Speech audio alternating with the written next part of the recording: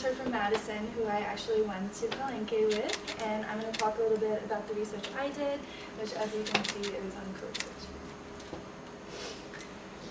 For my research methodology, I had 2 computerized performance tasks that I asked my participants to do, and I used cued code switching and an accurate repetition of code switches as a measure of language proficiency.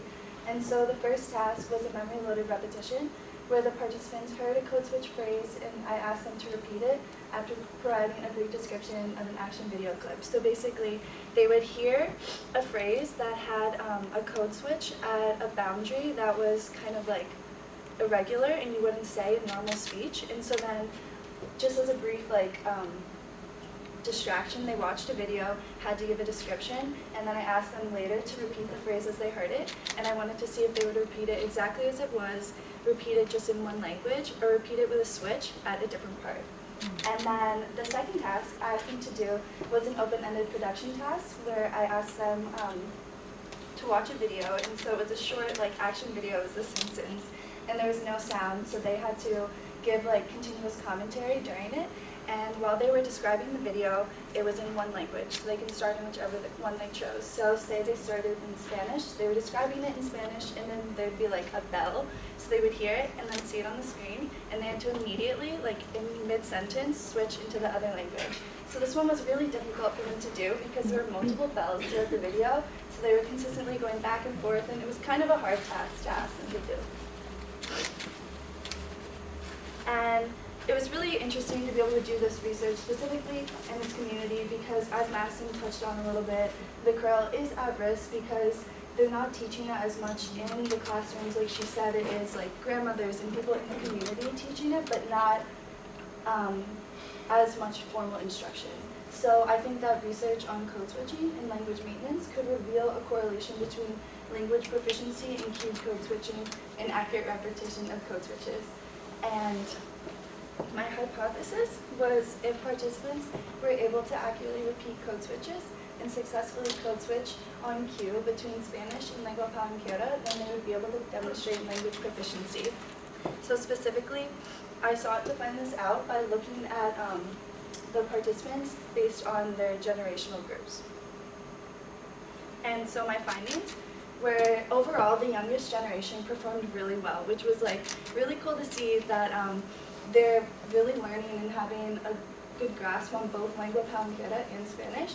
So they successfully elicited switching throughout open-ended production tasks, which basically everyone did the best on overall. The video that I was talking about, the second task, was pretty tough. And overall, the oldest generation of participants, like I said, they tended to struggle with the task of switching in general because I don't think it's something that they're naturally doing in the community day to day. And like I said, with the rapid switches in the second video, it was pretty difficult to do. It would be difficult for me to do it, anyone to do, honestly. So a lot of time there was dead air, or they were just repetitive rather than giving spontaneous description. But it was really cool with the younger generation. There were some people who really got it, and that was awesome to see. And then what was interesting, the middle generation, ages 20 to 30, they were pretty proficient in both tasks. Many of the switches in the second task were sentence boundaries, however. So what I was really looking for would be they're saying one sentence the man is entering the room, and so they stop midway. So the man is entering, and then they switch immediately. But a lot of people would be the man is entering the room, stop, and then start in the new language. So it wasn't what I was hoping for, but it was cool to see that they were still able to do it. And then the outliers were school teachers and community leaders that performed significantly better than generally how their age group did, which was cool to see as well. And so, like I said, overall people performed better on the first task, which was the memory-loaded repetition task. It was pretty clear, straightforward to follow. The second one was kind of asking them to do something that was pretty difficult.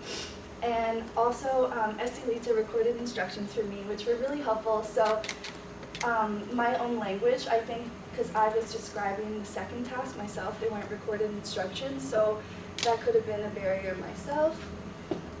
So the second task had the most variable results, And so like I said, there was a lack of recorded instructions from a native speaker, but Estelita was there and she helped me out like on the scene, so that was really nice. And additionally, I think in the future it would have been more helpful to have a demonstration video of someone doing it rather than me just trying to be like, switch the bell, but yeah. And overall, like I said, inner-sentimental code switching is a concept that's hard to grasp for participants. And then just about the PIRE experience in general, it was really cool to be at our partner institution, which was the University of Antioquia in Medellin, and we were at the philology department, and we got to see their sound isolation vocal booth. We saw a presentation on a Colombian dictionary of like different slangs that they use, so that was really interesting. And additionally, we got to see all these different graduate thesis presentations, and after had like coffee with them and discuss what their research was on. And Mariam Deep was our advisor there, and she had so much to tell us about her experiences because she's done a lot of research on Spanish-Palenquero and the community itself. Pictures. So there's me and my group that I went with, and it was really cool to see the art, and a lot of the graffiti art was super interesting, and that was at the university. That down there we got to see a dictionary that was actually in Bogota, one of like the oldest dictionaries there.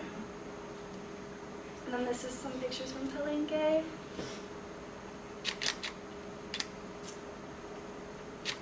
then last side pictures. More art, super beautiful. These are coffee cherries. We got to see the whole process for coffee being made. Got to go on some hikes, medicine like that, yeah.